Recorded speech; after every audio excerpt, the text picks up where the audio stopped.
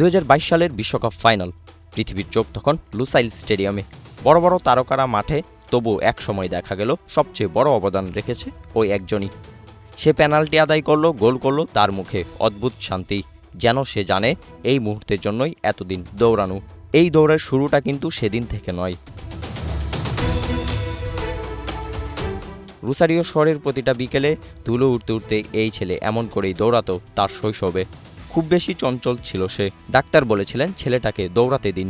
সংসারে তখন টানাটানি, তবু মা বাবা একটা ফুটবল কিনে দিলেন, কারণ দৌড় থামানো যাবে না। তার বাবা কয়লার গুদামে কাজ করতেন, তিনি মাঝে মাঝে সেখানে সাহায্য করতেন। কয়লার বস্তা তুলতে গিয়ে তার শরীর কাঁপত, হাত কালো হয়ে যেত, কিন্তু সে জানত না একদিন সেই হাতই এমন একটা শিরোপা ছুবে যার জন্য তার দেশ 36 বছর অপেক্ষায় ছিল। সে জানত না ছোটবেলায় ফুটবল নিয়ে দৌড়ানোর অভ্যাস তাকে কোটি মানুষের আনন্দের কারণ বানাবে। 2014 সালের চ্যাম্পিয়ন্স লিগ ফাইনাল ম্যাচটা হাড্ডাহাড্ডি। সময় ফুরিয়ে যাচ্ছে, সেই চিকন মানুষটা বল নিয়ে ছুটল, ডিফেন্ডাররা পিছিয়ে পড়ল। গোলটা সে নিজে করেনি, কিন্তু অ্যাসিস্ট করেছিল সে। এই অ্যাসিস্ট রিয়াল মাদ্রিদকে এনে দিয়েছিল ঐতিহাসিক 10ম ইউসিএল শিরোপা।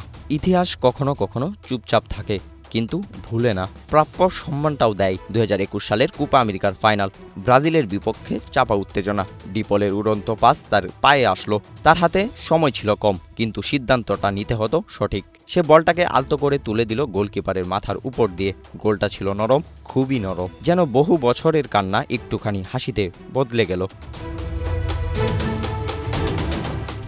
এত কিছুর পরও রোসারিওর সেই ছোট্ট ছেলেটা তার থেকে হারিয়ে যায়নি। কয়লার ধুলো মুছে গেছে, কিন্তু স্মৃতি যায়নি। সে এখনো একটু লাজুক, এখনো সে খুব বেশি কথা বলে না।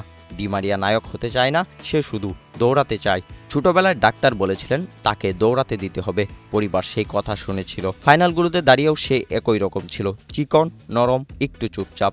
শুধু পার্থক্যটা এই, সেখানে তার দৌড়ে একটা দেশ হেসেছে, তাদের অনেক বছরের স্বপ্ন পূরণ হয়েছে, আক্ষেপ মিটেছে।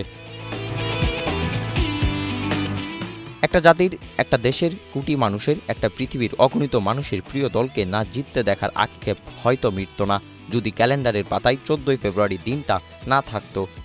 কারণ এই দিনেই তো সেই ছেলেটা জন্ম নিয়েছে। শুভ জন্মদিন ডি মারিয়া। প্রতিটা আর্জেন্টাইন ফ্যান আপনাকে 2026 বিশ্বকাপে মিস করবে। যদি কখনো আর্জেন্টিনা আরেকটা ফাইনালে উঠে, হয়তো গোটা বিশ্ব আপনার অনুপস্থিতি উপলব্ধি করবে। রাবিদ বিন হুসাইন, 71।